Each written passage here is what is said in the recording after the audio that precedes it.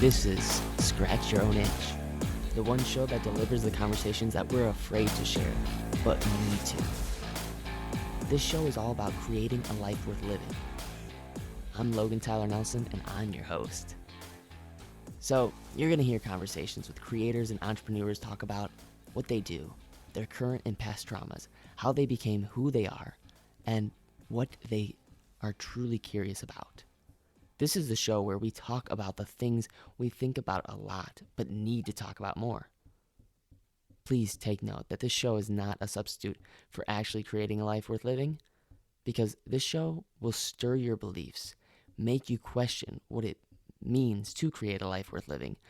So my promise to you is to always give you one question to answer for yourself today to start turning your dreams into a reality.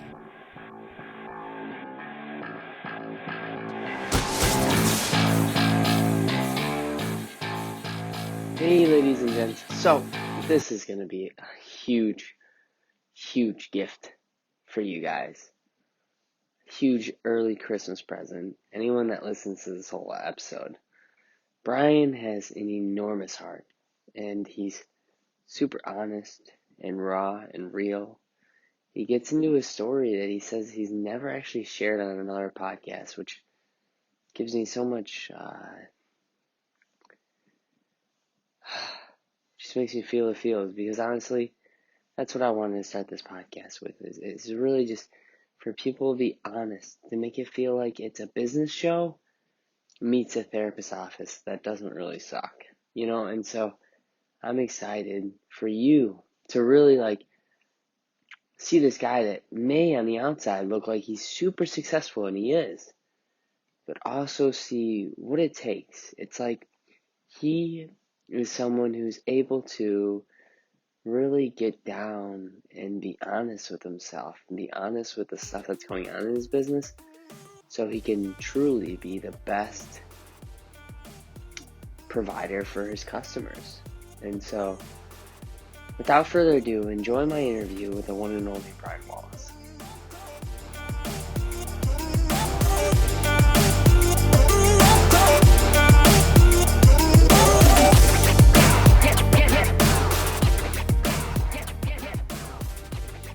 Hey ladies and gents, thank you so much for taking the time to listen to the Scratch Your Own Itch podcast. I really appreciate it, because I know for a fact you've been listening to almost any other show, but you came into this one, and that means a ton to me, and it's for a reason. It's not just because, I want to entertain myself and get my mind off other things. It's for a real reason, and you need to know that, and you're the authority of your own life. But I have an incredible guest on today who I am super wicked excited to share with you. His name is Bryan Wallace.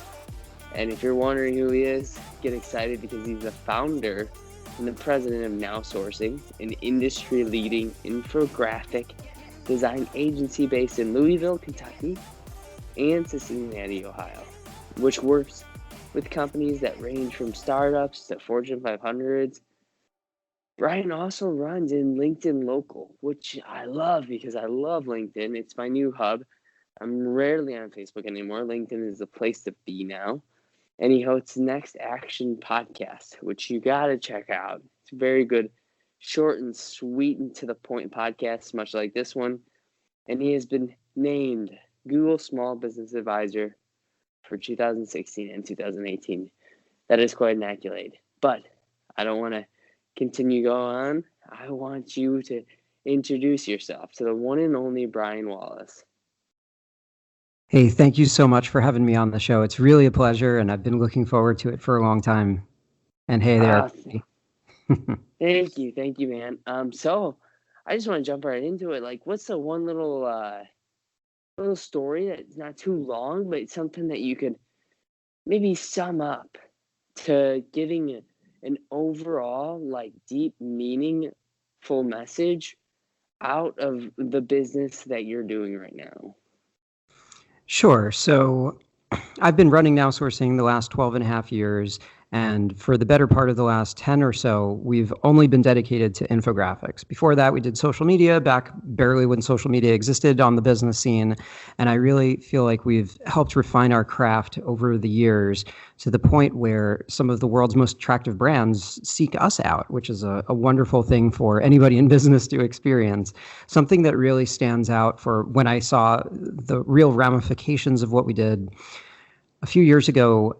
We were able to get a basketball player a $64 million contract right before the trade deadline, basically by reshaping the way the NBA thought about him. And I think that that's quite an achievement. There's always people that you see on the internet and they're like, oh, wow, I was featured in this and that, and I had a quote and so and so. But to really have an impact and change somebody's life, I mean, obviously we didn't shoot all the basketball scores for him, but we were able to really turn it up in a way that I thought was quite beneficial. Who was this famous basketball player? Sure, it's Tobias Harris. Wow, man. So, tell me, because I think this is pretty interesting. What is like one trait that Tobias has that you think is just a sort of like secret of success that more people could use as a habit in their daily life to maybe become successful like yourself and Tobias? That's an excellent question. So I think that not everybody has what it takes to play in the NBA. You might have to have the athletic ability. You might not be tall enough, whatever. But something that I think he does really well, even at a young age, and something that I do, I'm older than him, something I think you do, and something that a lot of the successful do out there is consistency. Consistency doesn't necessarily mean that you have to wake up at 4 o'clock in the morning and all of that. I personally like to wake up a bit earlier than most people, but I don't think that's what it is. I think it's the consistency of having like a regimen and sticking to it. I think a lot of folks, especially the internet, especially watching entrepreneurs, you just see everybody chasing the shiny new thing, and you watch your friends on Instagram and everybody looks like they have a perfect life. But you and I know, Logan, like people do not have a perfect life. There's a lot of pain, there's a lot of suffering, there's a lot of overcoming challenges out there. And I think that if you really try to just get into some kind of regular regimen, it's just easier to live your life. I know, maybe everybody doesn't love Facebook these days, and people might think that Mark Zuckerberg is a little weird, but doesn't he have like a whole closet of just the same hoodie? And if you ask him, he'll say, well, why do I have to waste time with my life on a non-decision? Now, you don't have to be quite that black and white, sure, but I think getting a lot of the noise and distraction out of your life and really organizing it in a way like that, I think is really incredible. Now, you asked about Tobias specifically. I think that if most people had the strength and dedication of that young man and the way that he works out and how serious he is about it, I think that you could really achieve really anything that is on your particular path. Oh man, I love that. I mean, the way you launched into consistency, that is really key with anything. And your shiny object syndrome, everyone has it. But I think we all have shiny object syndrome because we think we got to fix something that's not really broken, which comes down to awareness. So I really like to ask you, like, what do you think you do inside of your practice as far as business to be currently aware, so it's not just stagnating, but it's truly growing? It's also a wonderful question. So I think remaining relevant and always spending time on some level of research and development, not just chasing after the shiny new thing, but really trying to stay ahead of what the public is interested in. So a lot of people say, oh, so you're in the infographic industry. And I say, well, not really. It looks like I am, but really I try to be in the what are people going to want in the next 3 to 5 years industry. So I don't get into things first. I believe into getting things early when I start to see an uptick in interest, right? So I think that that's certainly a good place to be. But I'll also comment on what I think the true future of leadership is about. It's not about the hard-charging type A guy that's all rah, rah, rah and all that. And a lot of people, I think, have come to detest that way of leading. Leading is understanding that your weakness is your strength, leading with heart, leading with passion, showing a team that you are not just full of it and just relying on them, but you're happy to take the reins and do a lot of that yourself. And I think that people connect to what we'll call the highly visible CEO or the founder, right? So a lot of times if people are on our website and there's a little live chat on there, a lot of the times it's me. And sometimes people are like, come on, is this really Bryan Wallace? And I'm like, yeah, I mean, who else would you rather talk to? And they're like, yeah, good point. A lot of people don't really care like that. But I personally do. I think that people can see if you're transparent and care, or if you're just kind of reading from some cue cards that somebody made for you to pretend like you care, or to hide behind some PR company or whatnot, Yeah. Oh gosh, like it's just so easy with the internet being so robotic that it is almost easy to be somebody that you're really not. And so I guess that kind of goes into my next question is, whether it be business, health, maybe a relationship, like what's something that you're currently struggling with? What am I struggling with? So I think professionally we're doing great, and personally we've had some health challenges lately. My mom isn't doing so great, and we actually just got back from a trip from New York. So that's not something you can take easily, right? I mean, health is something that I think we all take for granted. All we have is today. We wake up every morning, and it's a wonderful blessing and miracle. But a lot of people just hit the snooze button and wish that they could just stay in bed all day. But if they knew otherwise, I think that they would see it differently. So I don't know. I feel like I've been through a lot in my life, and I'm not going to say like I don't struggle like anybody else, but I feel like overcoming just all sorts of personal and professional challenges over a lifetime so far, I definitely Could you give have us some one tenacity example? of things that have been challenging. Yeah, something that you really, really struggled with, and Sure. yeah. Yeah, I don't really talk. I'm usually on more like entrepreneurial podcasts that are all about marketing and growth and things like that. But I know what you're about, and I think that that's cool. And I heard the story of why you started it. So I'm happy to answer that here. This is pretty rare for people who listen to me, but I'll give it to you since you asked, and since that's who you're really trying to go here with. So, um, the first child that my wife and I had actually died when he was 1 day old. And I think that that's probably one of the hardest possible challenges a person could go through in their life. Not that we're competing, of course, but to have that happen and to basically watch your child die like that is, if you can face that, I think you can face pretty much anything. Oh, wow, my heart goes out to you, Bryan. That's gonna make someone feel a lot less alone, because you're not the only one that's probably dealt with some sort of loss. It may not be exactly directly losing a child, but it's losing somebody that's just like, how do you continue to be yourself when you've identified yourself with someone that you planted your life into? Yeah, and I would say that you don't, right? I think that you truly become a bit different. I would say that I'm not the same person that I was back then. I think that I don't take opportunity for granted. I don't think I would have talked about stuff like this before that. You know what I mean? I think it really forced me to look at myself in a different light. Well, thank you so much for just being so open and nice and available. And my old acting teacher used to say that it's one of my favorite quotes ever. And we'll lighten things up now because it takes courage to truly feel things. It's one of my favorite quotes. What's one of your favorite quotes that's in a book that you may have recently read, or a book in the past that you read? So let's see. There's a couple of books that I'll throw out there. I think for folks who don't read Seth Godin, I think he's a fantastic writer and writes a number of different kinds of things. In a particular book called Linchpin, he talks all about not having a specific path. So I think a lot of people who work the 9 to 5 they trade the 9 to 5 and the so-called security as opposed to running their own kind of business, pursuing their dreams, becoming an entrepreneur. Not that everybody should be an entrepreneur, but at least to try to follow your passions, see if it will work out, see if it's something you truly enjoy.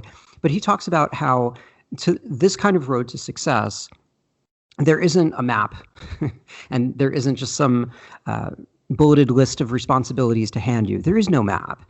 He talks all about a number of really successful people and how they just kind of created their own journey. They weren't waiting for people to tell them specifically what to do. So I think that that's a powerful message for everybody out there. I think if we're on the same vein, there's another book by John Acuff called Quitter. So not to ruin the whole book for everybody here, but basically a lot of people, they don't allow their dreams to take root. So they'll leave their job before they even know who their clients are, what to charge, how to collect money, and things like that. So he basically says not to leave your day job to allow enough time to let your dream job take root and really persist. And what else shall we go with? I could go with some more. I'll throw one other one out there. So there's a wonderful book by the Eisenberg brothers called Be Like Amazon. And there's a lot of really interesting things that it goes into about the story of Amazon, but the entire book is more like a conversation like you and I are having, but you never know what the two people are called. You don't even know where they're going. And the entire thing is just a conversation. I really think that that's a really interesting book filled with, oh man, too many quotes to even start with. But one of the things it talks about are the different kinds of people you see in life. And one of the things that we said, like with the shiny new thing before that made me think of it, he talks all about how one of the people that you see in life, they're always riding a wave. And I think for us to kind of be truly entrepreneurial in spirit, to just ride wave after wave like that isn't the way to do it. To be the navigator and really kind of chart your course, watching your North Star, whatever that may be for you, I think is really the path that one should follow.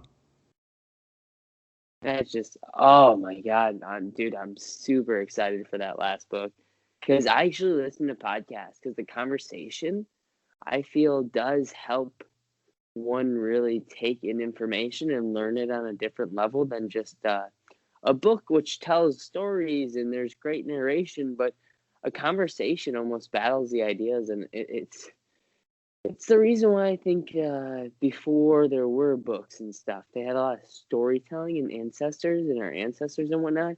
And the reason why there was storytelling was because they could have a conversation with the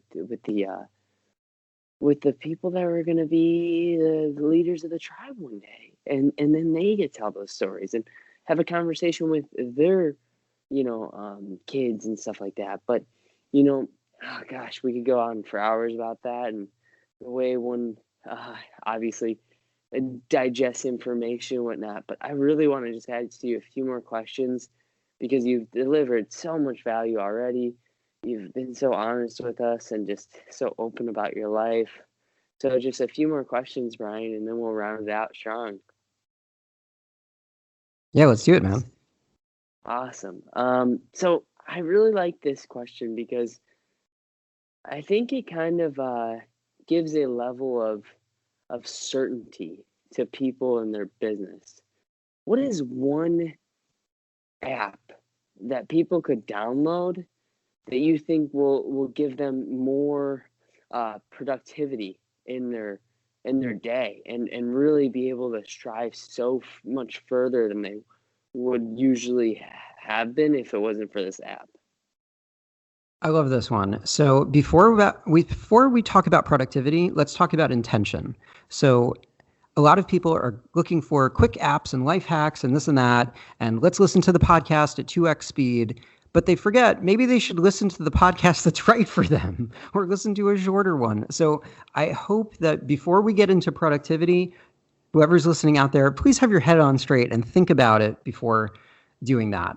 If we're talking, so now that we have that part conquered, I'm going to say something that's not the most exciting thing. It's not the coolest new app, but I think it's something that as we roll right into 2019, if you're in business for yourself or working for somebody else, if you are not doubling down serious on it, you are completely missing out on the world of what you could achieve. And get ready for it, it's LinkedIn, right? Not something brand new. It's like the old social network. Isn't that just for resumes? Come on, it's been out for 15 years. Who are you kidding? But you would be amazed how much business you can do, how much you can do for your personal brand.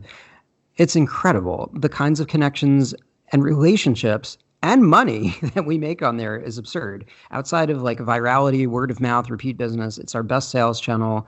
And I think, again, you're going to have the focus and intentionality to do it right. But to use the web app as well as the mobile app, it's fantastic. It really is a game changer for pretty much any line of business. The whole professional world is on there.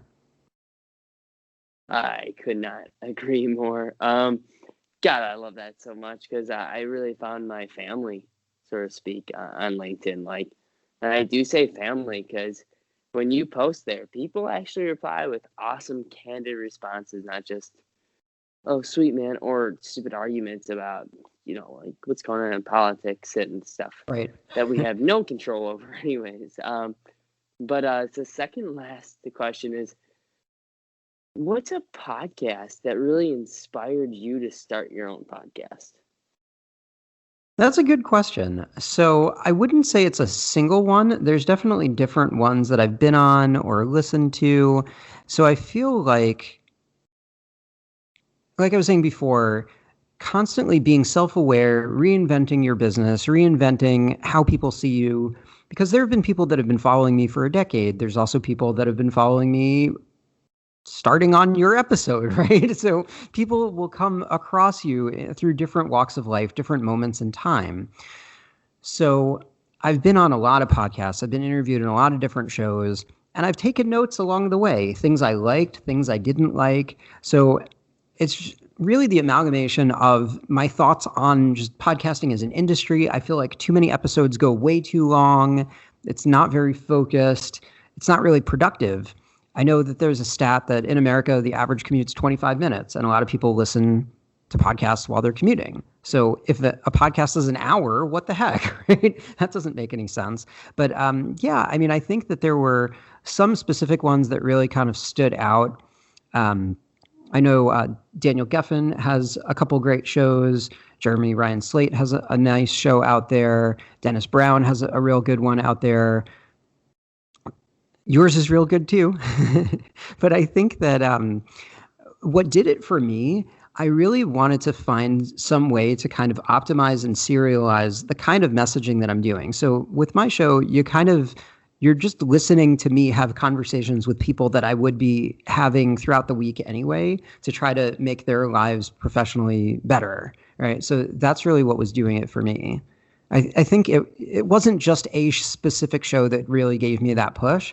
I think between that and this is, to me, this seems like a creepy internet thing, but you know how sometimes people will like make weird comments on your appearance and stuff like that on the internet because the internet's weird. So people say that I have a nice sounding voice. It's not like a really like loud, like this summer announcer voice kind of thing, but just something pleasant to listen to. So I figured, hey, with voice as my strength and you don't have to do video and all that, that seemed to make a lot of sense for me. So it was really all those things together. That's awesome. That's so cool. So cool. I am so fortunate to know pretty much every single podcaster that you mentioned, and I really do feel so blessed and lucky to know them. I want to round it out with, guys, please connect with Bryan on LinkedIn. Like, please do it. I'm gonna put in his LinkedIn in the show notes. Thank God for technology because it just takes not only a click of the mouse, but a click of the finger to be directed straight to his LinkedIn and say hey. And, please, I really, I'm scared about this podcast just being for entertainment rather than you actually doing anything with it. So to round us out, I would love if Bryan could give you some homework. What's one little piece of homework that you think someone could do? Either maybe they answer a self-inquisitive question, or maybe something within their business, and they actually message you on LinkedIn. And I would love to give that person, a $10 Panera gift card or something like that, just for doing so. Yeah, I love it, man. I think it's a fantastic concept to actually give people homework because another thing I like to say is inspiration is just like watching a movie. It's just like a short movie. It's theater. If you go back to sleep, you just sit back on the couch after doing it. What did you learn from it? So, you're a real thing here. If people aren't going to listen to the knowledge and depth of what you bring to this industry, then they're totally missing out. So I think it's fantastic that you're doing that. So since we're talking about connecting with me on LinkedIn, let's give them some LinkedIn homework, shall we? So I think that really a secret to the success of LinkedIn comes down to 3 simple steps. So when you reach out to me, I'm going to see if you have done these things. Ready? It's real simple and not really that simple. It's simple in the abstract. So the first thing is to have an incredible profile. It needs to be really fantastic looking from the profile picture of you, your avatar, right? And the whole background picture, your summary, all of that detail. If that doesn't look great and doesn't tell a good story, why should people even be connecting with you? You're not really that interesting. It's not a resume site. People have to understand there's a creator community there that's built up tremendously over the last 2 years, and there's 570 million people out there. So it's worth it to yourself to do that for your brand and your business. So that's first. Second, you have to actually be good at something, which sounds ridiculous, but if people don't know what you do, why should they reach out to you? So make it concise and make that stand out. That's part of your profile, part of your tagline, whatever it is. Okay. And then third is to make truly great original content. So don't link to your YouTube channel or whatever it is. Make some actual content for the community. It may take a few days or a few weeks to really learn what this community likes as compared to Instagram or Facebook or anywhere else. Every community has its own rules, official and unofficial. But do those things and then shoot me a message and say, hey, here's what I've got. That is awesome. So the first person that does that, you're going to get an awesome Panera $10 gift card. The thing is, though, is it's going to be worth so much more than that, just that $10. To do that and to put that in a habitual practice, like Bryan said, straight up, you're going to build your brand. You're going to build your, potential connections with not only potential relationships where people might be inviting you to be their best man down the road for a wedding, but possibly doing business too, to put money in the back pocket. A lot of us love money, right? So this is just a little bit more motivation on top. So thank you so much, Bryan, though, for being on the show, man. You really just gave it all. I am super, super excited to share this with people, and I'm really excited to continue to listen to you. And I know this is not going to be the last time we speak because I'm connecting with a lot of stuff that you're doing, man, and I'm loving the LinkedIn, and I can't wait to meet you at LinkedIn Local one of these days. Sounds like a plan, man. It's been a pleasure. Thank you so much for sharing your audience and sharing this moment with me. 100%. There'll be girls across the nation that'll eat this up. And I know that it's your soul, but could you bottle it up? Get down to the heart of it. No, it's my heart. Your shit out of your luck. Don't make me tell you again. Woo! Love, love, love. Hey. Love, love, love, love. Oh, wow. You made it to the very end of the show. Thank you so much for tuning in for another episode of Scratch Your Own Itch with your host, Logan Tyler Nelson.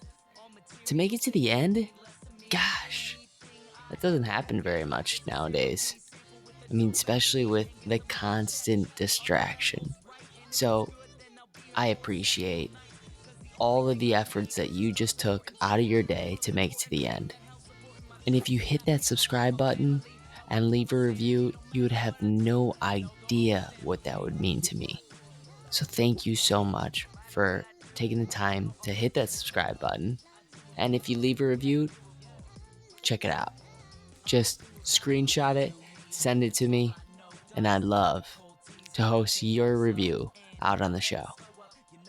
But don't ever forget, like I say, you matter and you're enough. Love is the main reason for how all of this happened. Love for all my fans, love for all the shows. Got love for all my memories, no matter where I go. Even if I'm out to nothing, I know there's always something. It's not a fitness test, but it'll always